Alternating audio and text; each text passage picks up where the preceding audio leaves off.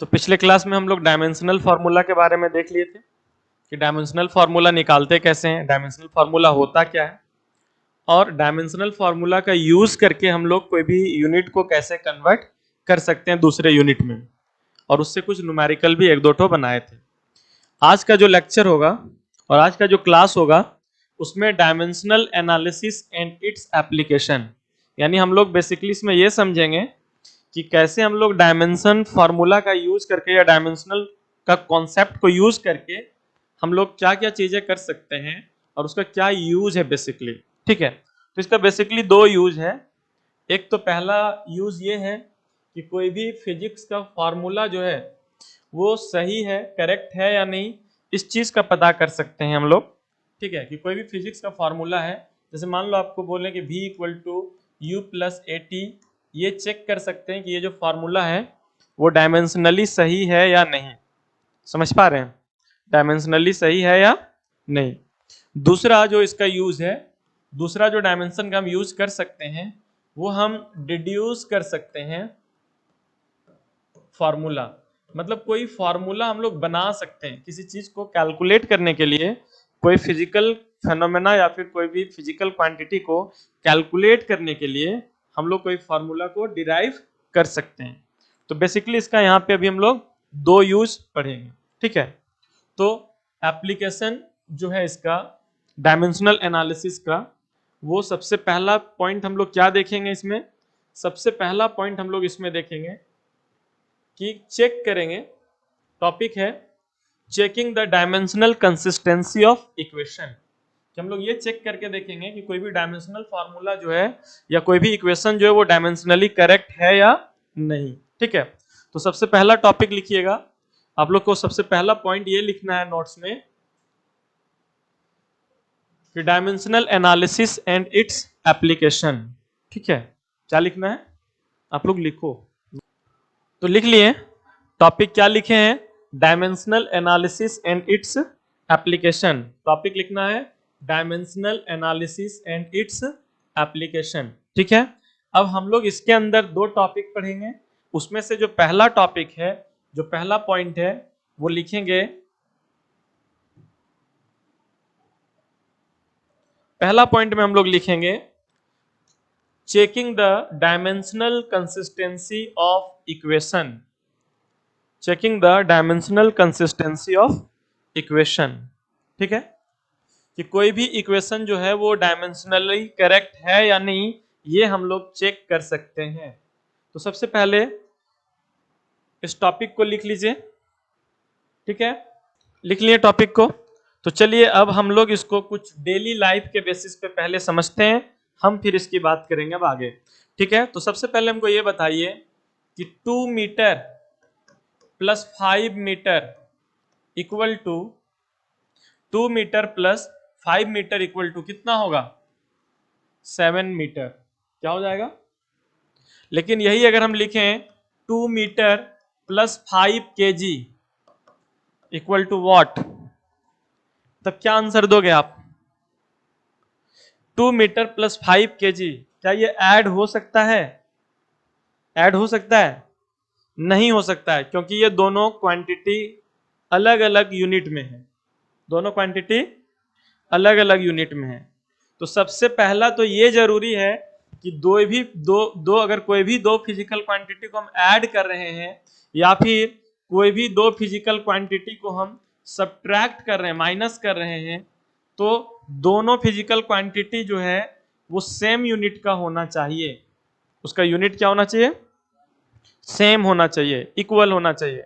समझ पा रहे हैं यहां तक या कंफ्यूजन है। अब हम आते हैं कुछ फिजिक्स के फॉर्मूला में, फिजिक्स का कुछ फॉर्मूला देखते हैं। जैसे आप एक फॉर्मूला देखे होंगे v equal to u plus a t. समझ पा रहे हैं, यहां पे v क्या है जल्दी से बताओ, v क्या है, फाइनल वेलोसिटी है, फाइनल वेलोसिटी है।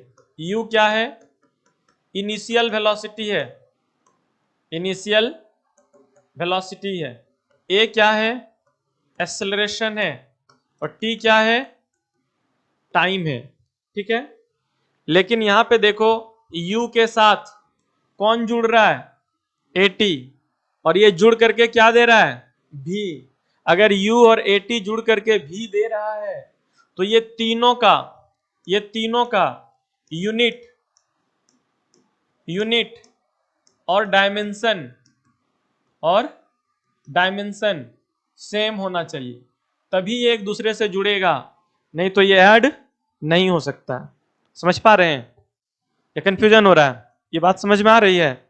अगर ये दोनों का यूनिट सेम नहीं रहेगा तो ये ऐड हो ही नहीं सकता, और ये ऐड होकर के दोनों क्या दे रहा है, वेलोसिटी दे रहा है। तो ये तीनों का जो यूनिट है ना वो सेम होना चाहिए। चलिए हम लोग इसके यूनिट को चेक करते हैं। तो अगर v का यूनिट की बात करें तो v क्या है, फाइनल वेलोसिटी। वेलोसिटी का यूनिट क्या होता है, मीटर पर सेकेंड। u क्या, इनिशियल वेलोसिटी, इसका भी यूनिट क्या होगा, मीटर पर सेकेंड। a क्या है, एक्सेलरेशन है, तो इसका यूनिट मीटर पर सेकेंड स्क्वायर, और उसके साथ क्या है, t है, तो फिर टाइम का क्या होगा, सेकेंड, और ये भी क्या मिल जाएगा, मीटर पर सेकेंड। तो देखो u, v और at तीनों का जो यूनिट है वो सेम आ गया। अगर ये सेम है तभी ये जुड़ सकता है, नहीं तो ये ऐड नहीं हो सकता है। अगर इसका डायमेंशनल फॉर्मूला लिखोगे तो क्या होगा, L t का पावर -1, इसका भी डायमेंशनल फॉर्मूला क्या हो जाएगा, L t का पावर -1, और इसका भी डायमेंशनल फॉर्मूला क्या हो जाएगा, L t का पावर -1। तो अगर ये फिजिकल फॉर्मूला तभी सही है, ये फिजिक्स का जो फॉर्मूला है वो तभी सही है जब इसका हर एक पार्ट का यूनिट और डायमेंशन इक्वल हो। अगर ऐसा इक्वल किसी भी इक्वेशन में नहीं हुआ तो वो फॉर्मूला डायमेंशनली इनकरेक्ट हो जाएगा। समझ पा रहे हैं? वो फॉर्मूला, फिजिक्स का जो फॉर्मूला है वो डायमेंशनली वो इनकरेक्ट हो जाएगा। ठीक है, अब इसी चीज से रिलेटेड है the principle of homogeneity of dimension. Homogeneity का मतलब क्या होता है, एक जैसा। क्या होता है, एक जैसा। इसी चीज के बारे में ये बता रहा है कि कोई भी फिजिकल क्वांटिटी में, कोई भी फिजिक्स के फॉर्मूला में, चाहे वो किसी से रिलेटेड हो और कुछ भी उसमें आ रहा हो टर्म, लेकिन हर टर्म का जो डायमेंशनल फॉर्मूला है वो सेम होना चाहिए। क्या होना चाहिए, सेम होना चाहिए, इक्वल होना चाहिए, तब वो डायमेंशनली करेक्ट होगा। लेकिन ये भी कोई जरूरी नहीं है कि जो फॉर्मूला फिजिक्स का डायमेंशनली करेक्ट है वो रियली में भी करेक्ट हो, ये कोई जरूरी नहीं है। ठीक है, तो चलिए इसका एग्जांपल देख लेते हैं। जैसे हम लोग एक फॉर्मूला पढ़ते हैं 1/2 mv²। ये क्या है, काइनेटिक एनर्जी है। क्या है, काइनेटिक एनर्जी है। चलो इसको नहीं लेते, अभी दूसरा लेते हैं। जैसे लेते हैं S = ut plus half AT²। ये तो फॉर्मूला पढ़े होंगे। अगर ये फॉर्मूला डायमेंशनली करेक्ट है तो उसके लिए ये जो पहला जो टर्म है डिस्टेंस, उसका जो यूनिट और डायमेंशन होगा वही यूनिट डायमेंशन ut का भी आना चाहिए, और वही यूनिट एंड डायमेंशन AT² का भी आना चाहिए। समझ पा रहे हैं? अगर तीनों का डायमेंशनल फॉर्मूला सेम है तो ये डायमेंशनली करेक्ट हो जाएगा। ठीक है, तो ध्यान दीजिएगा, S का डायमेंशनल फॉर्मूला और यूनिट क्या होगा, S क्या बताता है, डिस्टेंस बताता है। तो डिस्टेंस का यूनिट क्या होगा, मीटर। क्या होगा यूनिट, मीटर, और डायमेंशनल फॉर्मूला क्या हो जाएगा, L। चलो ut का निकालते हैं।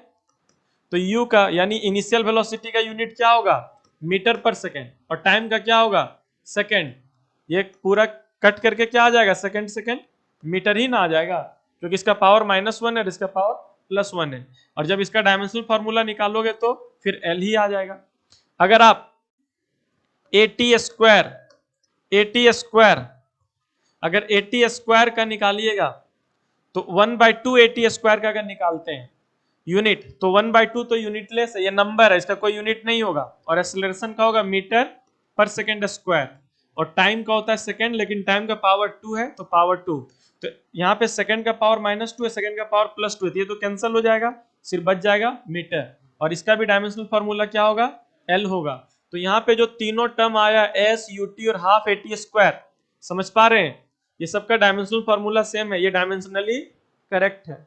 समझ पा रहे हैं? लेकिन अगर इसी फॉर्मूला को अगर हम ऐसे लिखें S equal to ut plus at square, बस हाफ यानी 1/2 उसमें नहीं लिख रहे हैं।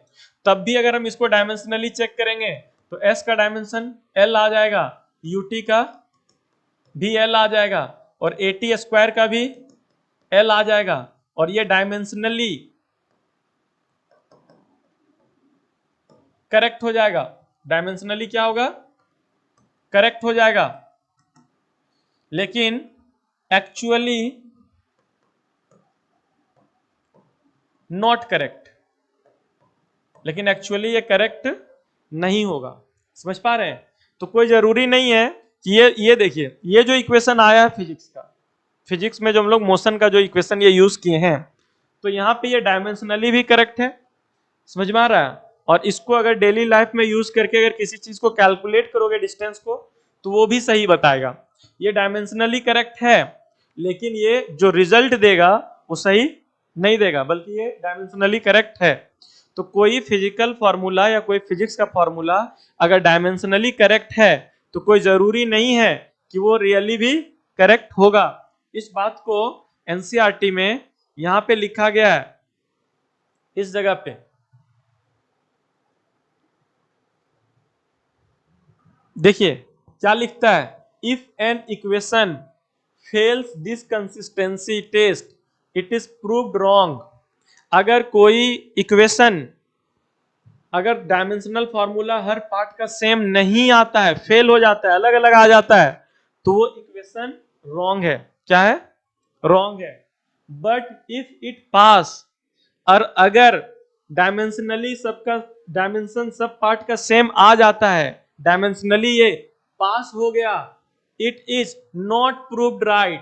तो डायमेंशनली सही हो जाने का मतलब ये नहीं है कि वो राइट है, मतलब वो फॉर्मूला सही है। Thus, a dimensionally correct equation need not be actually an exact equation। मतलब जो डायमेंशनली करेक्ट इक्वेशन है, वो ये जरूरी नहीं है कि वो एग्जैक्ट इक्वेशन वही होगा। समझ पा रहे हैं? वो इक्वेशन रॉन्ग भी हो सकता है। बट अ डायमेंशनली रॉन्ग यानी इनकरेक्ट इक्वेशन और inconsistent equation must be wrong. लेकिन जो डायमेंशनली रॉन्ग हो गया, अगर हर एक पार्ट का डायमेंशनल फॉर्मूला सेम नहीं आया, तब वो इक्वेशन रॉन्ग है 100%। लेकिन जो डायमेंशनली करेक्ट हो गया, समझ पा रहे हैं, वो सही हो भी सकता है, नहीं भी हो सकता है। सही हो भी सकता है और नहीं भी हो सकता है, दोनों पॉसिबिलिटी है। लेकिन अगर डायमेंशनली रॉन्ग हो गया, समझ पा रहे हैं, तो वो 100% रॉन्ग है, मतलब वो गलत इक्वेशन है। लेकिन अगर डायमेंशनली करेक्ट हो गया तो वो सही है, ये 100% श्योरिटी नहीं है। वो सही हो भी सकता है, नहीं भी हो सकता है, दोनों चांसेस है। समझ पा रहे हैं यहां तक? और इस टॉपिक से नीट में क्वेश्चन आया, इसी टॉपिक से नीट में इससे रिलेटेड क्वेश्चन नीट 2024 में क्वेश्चन आया है। ठीक है? तो सबसे पहले हम लोग जितना चीजें समझें उसको लिखेंगे, और जो डेफिनेशन यहाँ पे दिखा रहे हैं, जो बात डायमेंशन से रिलेटेड है, वो यहाँ पे लिखेंगे। ठीक है? Okay.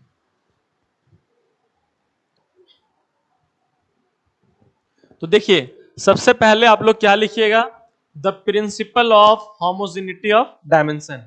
The principle of homogeneity of dimension क्या बतलाएगा?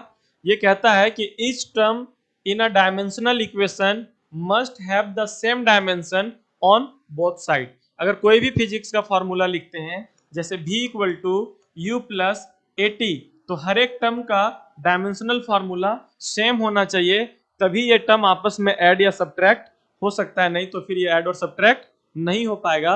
इसी को क्या बोलते हैं?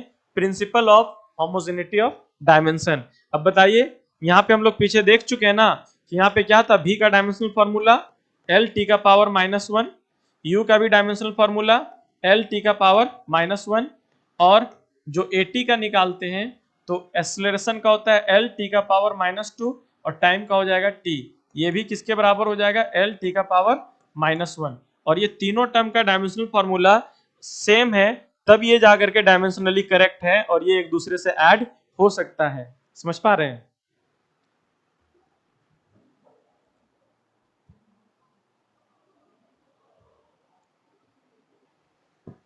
तो लिख लिए यहां तक? ठीक है। अब इसके बाद क्या कोई जरूरी है कि जो डायमेंशनली करेक्ट है वो करेक्ट ही होगा?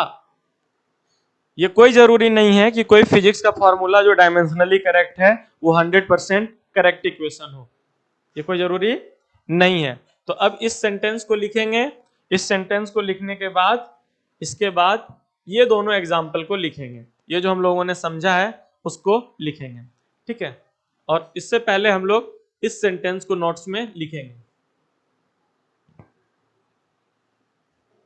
उसके बाद जो है इसको लिखेंगे।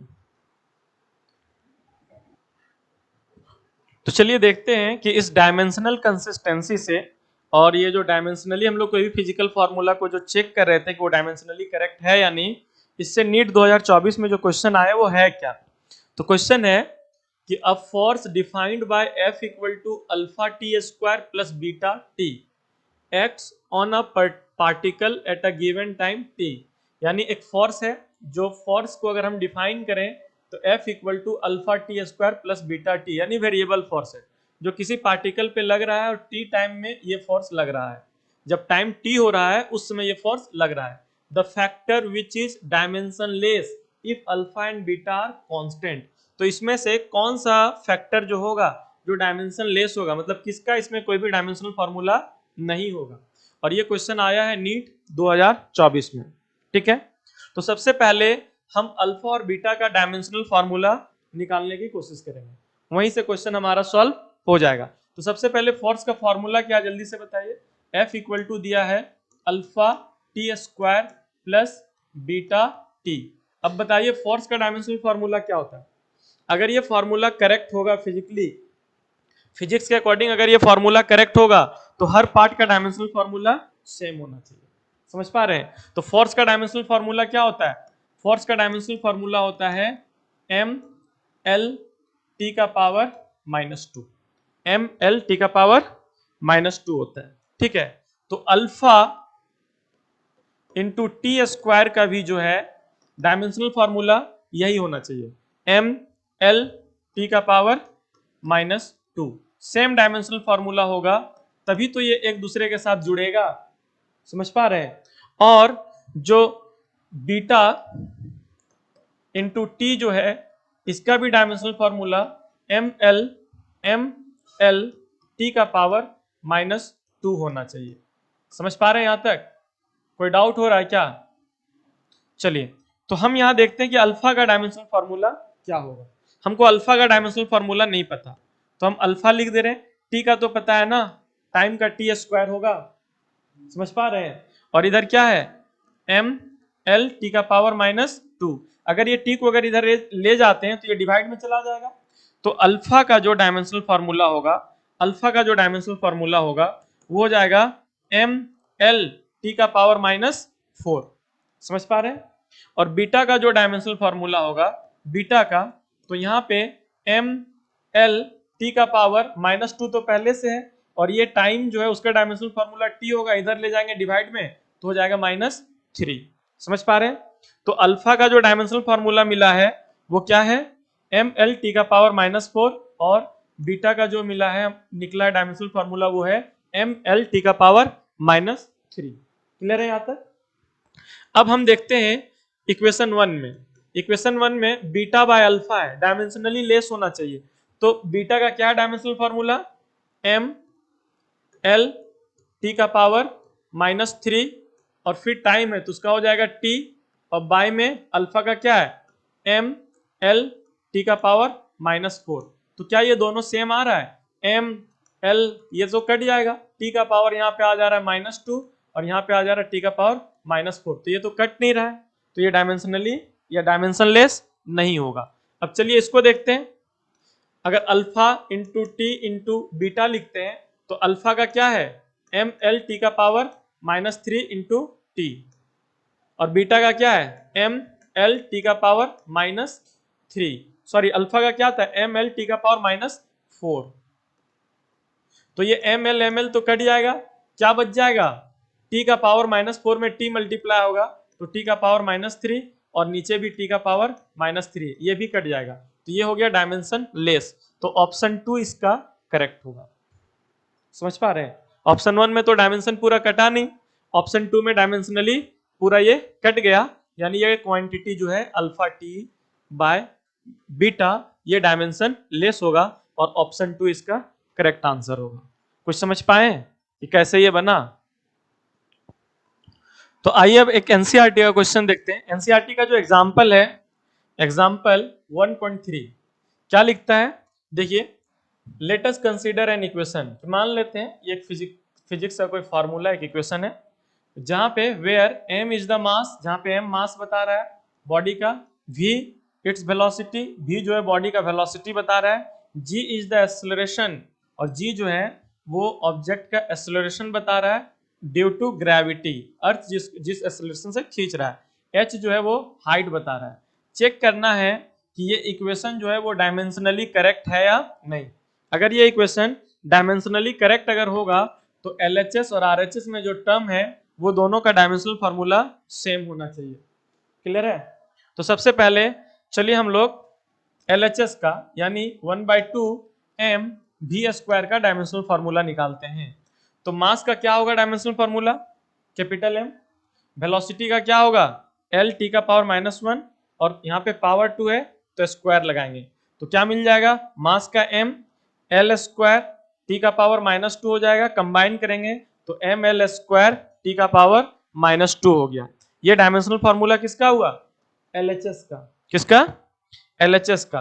अब देखते हैं हम लोग RHS का डायमेंशनल फार्मूला। तो अगर RHS का डायमेंशनल फार्मूला देखें तो RHS में क्या था? RHS में था mgh। RHS में क्या था इक्वेशन? mgh। तो m क्या है? मास है, तो डायमेंशनल फार्मूला क्या होगा? m हो जाएगा कैपिटल M। g क्या था? ग्रेविटेशनल एक्सेलरेशन, तो एक्सेलरेशन का यूनिट क्या होता है? मीटर पर सेकंड स्क्वायर, यानी इसका डायमेंशनल फार्मूला L t का पावर -2 होगा।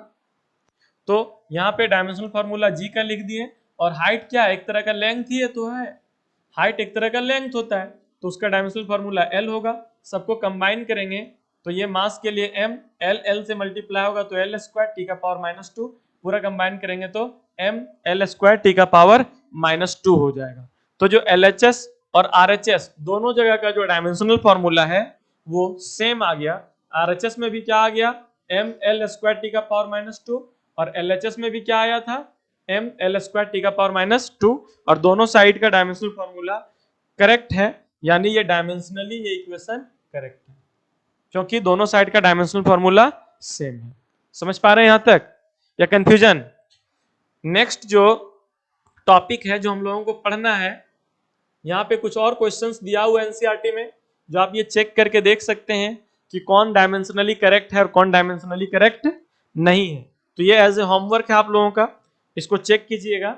और नेक्स्ट जो टॉपिक है वो है deducing relation among the physical quantities, यानी कोई फिजिकल क्वांटिटीज के बीच उसका रिलेशन डिराइव करना, यानी कोई फॉर्मूला डिराइव करना किसी फिजिकल क्वांटिटी को पता करने के लिए, वो भी हम कर सकते हैं डायमेंशनल फॉर्मूला के या डायमेंशनल का जो कॉन्सेप्ट है उसके मदद से।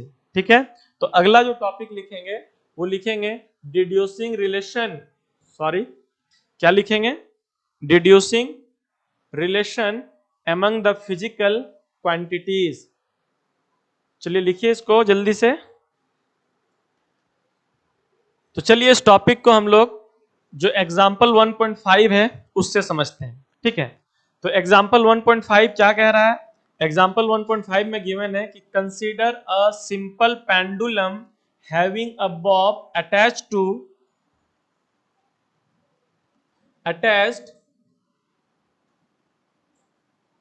to a string that oscillates under the action of the force of gravity. Suppose that the period of oscillation of the simple pendulum depends on its length L, mass of the bob m, and acceleration due to gravity g. Derive the expression for its time period using method of dimensions. यानी कह क्या रहा है? ये जो 1.5 example है इसमें कह रहा है 1.5 एग्जाम्पल में कह रहा है कि एक पेंडुलम है और उस पेंडुलम को एक स्ट्रिंग से यानी एक धागा से, एक रस्सी से बांध दिया गया है और जिसका मास जो है m है और इस स्ट्रिंग का लेंथ l है। अब बताओ इस पेंडुलम को आप ऐसे उठा करके यहां पर लाओगे और इसको छोड़ोगे तो क्या होगा? ये पेंडुलम, ये जो बॉब है वो नीचे इधर मूव करना शुरू करेगा, जस्ट झूला के जैसा, स्विंग के जैसा, और फिर यहां से आगे जाएगा और फिर ये वापस पीछे आएगा। ठीक है, तो पता है इस पोजीशन को बोलते हैं मीन पोजीशन। क्या बोलते हैं? Mean position. और इसको बोलते हैं एक्सट्रीम पोजीशन।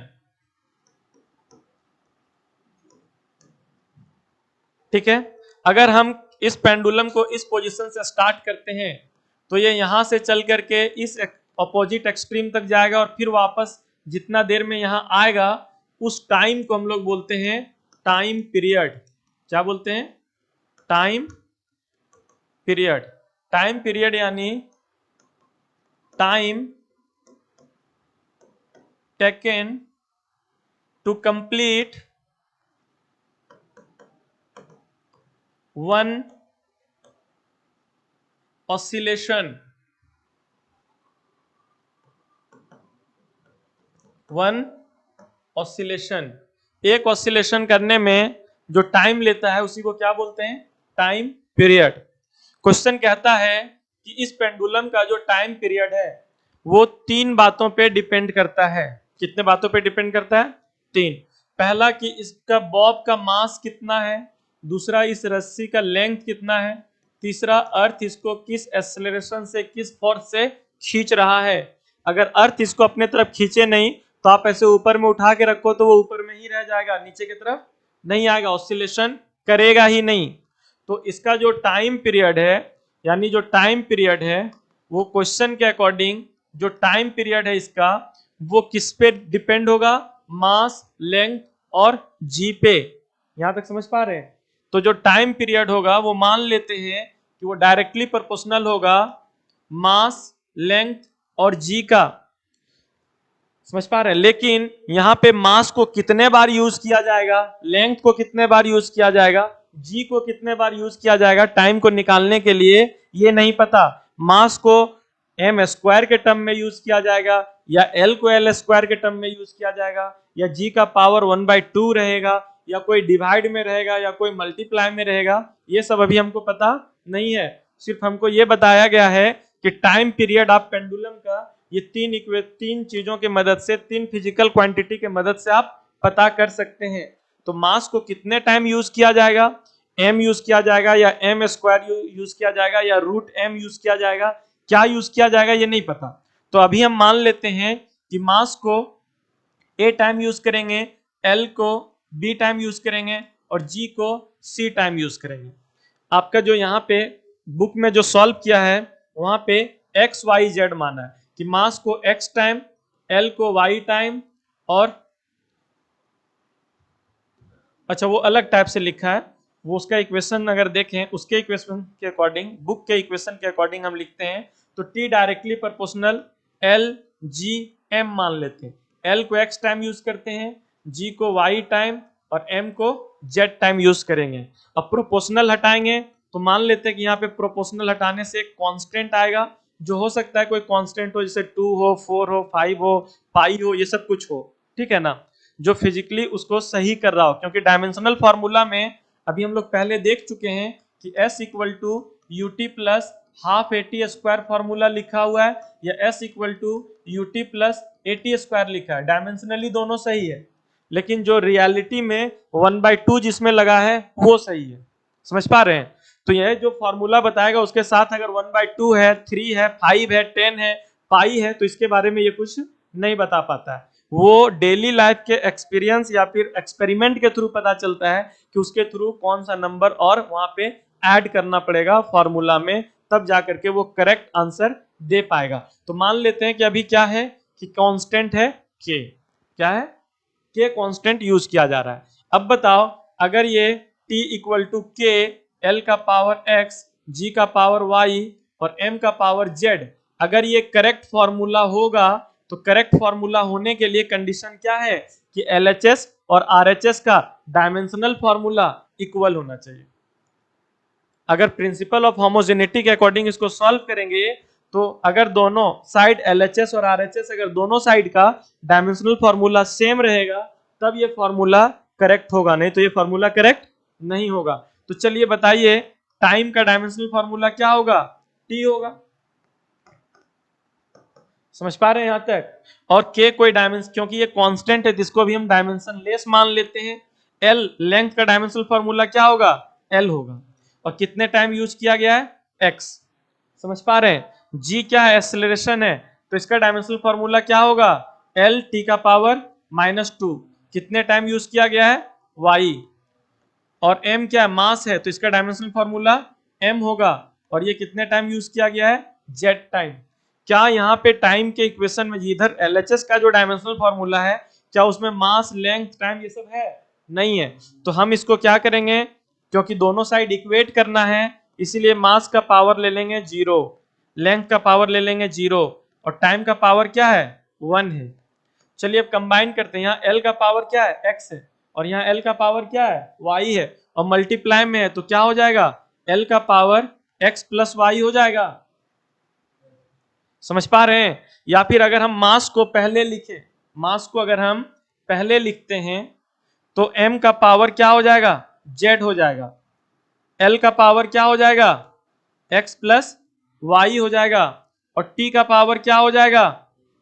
-2y हो जाएगा, क्योंकि t का पावर -2 और y से मल्टीप्लाई होगा तो -2y हो जाएगा। समझ पा रहे हैं यहां तक? और अगर हम ये दोनों को कंपेयर करें, ये दोनों को अगर हम कंपैरिजन करते हैं तो क्या पाएंगे? बताइए, कंपैरिजन करते हैं। ऑन कंपेयरिंग बोथ साइड, दोनों साइड अगर कंपेयर करोगे तो z का वैल्यू क्या आएगा? 0। मास का पावर क्या है?